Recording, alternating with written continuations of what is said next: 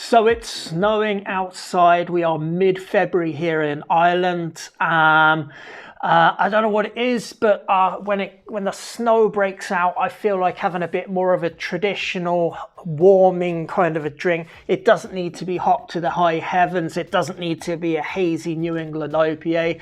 I'm quite happy having an old traditional style of beer. We've got two styles of beer here in Ireland, the dry Irish stout and the Irish red ale. I'm going to see what Sligo's Lochgill Brewery have come up with their attempt at an Irish red ale. C. Anderson's Irish red ale up next.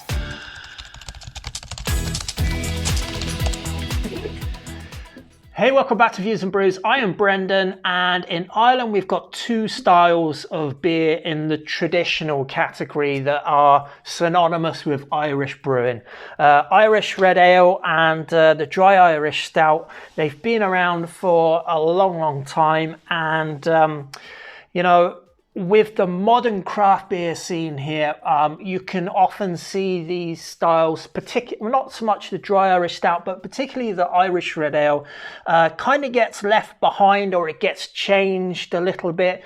The export versions of Irish red ales that you might have seen come out of the country and sold in other countries will have a bit more expressive caramel character to them. You may have seen the American versions, obviously a bit more hoppier versions, a bit more bitterness to them. But the traditional version of an Irish red ale here is just a very, very simple, plain, easy drinking red ale. It's got a hint of roastiness from the roasted unmalted roast barley that's in it. It's got a hint of caramel, maybe a touch of toffee at best from the caramel malts that are used in making the beer, and then it's just pale ale malt, and even the hops are kept a little bit subdued at all. So so it's a style that is kind of looked at as a sometimes it gets looked at as just being a boring style of beer. Now I've got a few favourites in Ireland for the Irish red ale. I do like O'Hara's Irish red ale. It is brewed for the export market. It has that extra caramel toffiness that I really like in an Irish red ale. I'm interested to see what Lochgill have done here. They've got a new branding. These beers are all here from Lochgill. I luckily won a competition on social media, and they sent me all of these along here. But I'm just going to cool it the way it is with the beer itself, and we'll just get it in here and we'll have a look. Okay.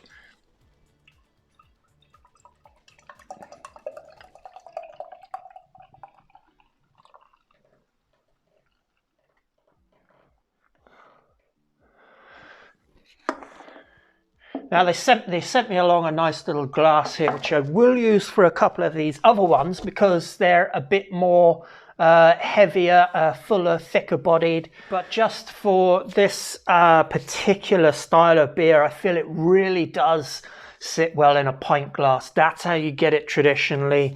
Let's take a look at the beer and let's get straight into it.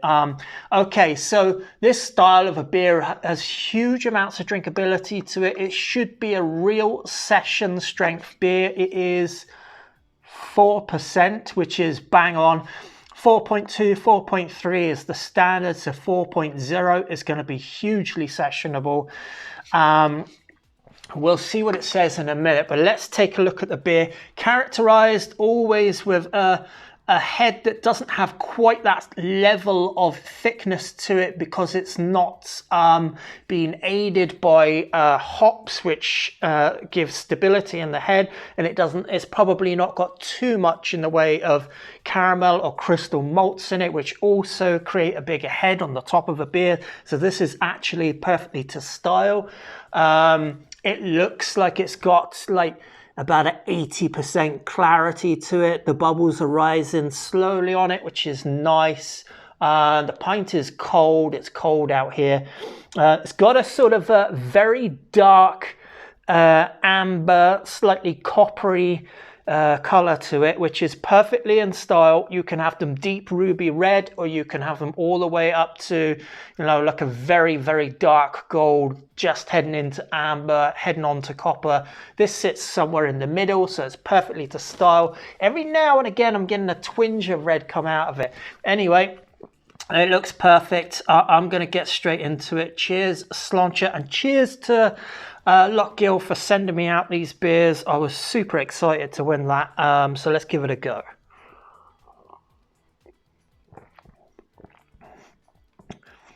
Well, as I brought the beer to my nose, I immediately smelt toffee. Toffee, caramel, a little bit bready notes on the nose, and that was out without even thinking of it. So that's already a really good start for me. It has got that very, very light character of toastiness to it. It has a nice gentle toffee caramel nose, ever so slightly heading in the direction of roasty, but nothing like a porter or a stout. It's really, really gentle. It's just a hint of roast. These beers are made with such a small amount of roast barley, and it just reminds me of all of the Irish pints of red ale I've ever had. It has that really distinct character on the nose that you're just brought back to the Irish pub.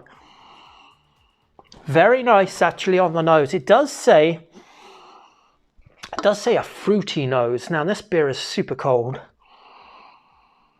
There is a touch of, there's an element of yeastiness to it, so that, you know, you can describe that as a bit fruity for sure. Lovely. I really enjoyed the nose of it, and the first sip was nice. Good drinkability, medium to medium light mouthfeel.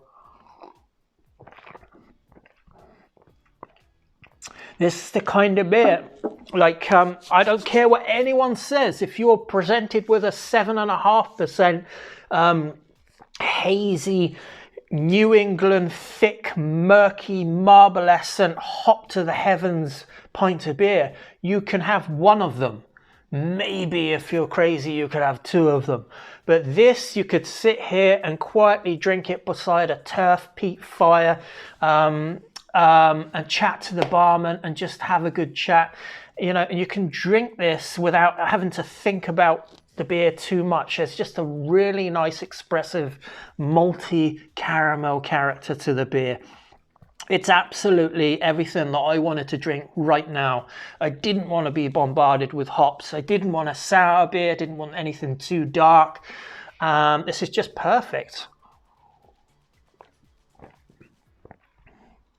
And as you drink it, you'd notice there is a bit of fruity esters coming away from sort of like a caramel combined with a bit of a fruity brightness from the yeast. Really nice example of the style, and just leaning towards more caramel, more toffiness than some of the examples that you might have seen in the past. So they've got it bang on. I really enjoy this. I'd sit here happily and drink this. I have a feeling it might even be better on tap.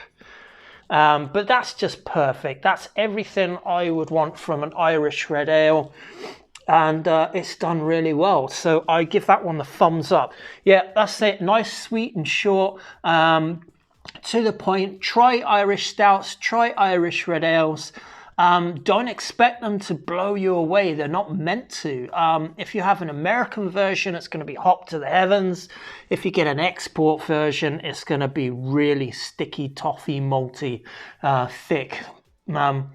There are some bready notes on here, fruity bready, caramel. That's my view on the brew. It's a big thumbs up from me. C. Anderson's going to look into that. Maybe I'll put something up on the screen. Cheers, Sláinte, and it's on to the next one. Bye-bye.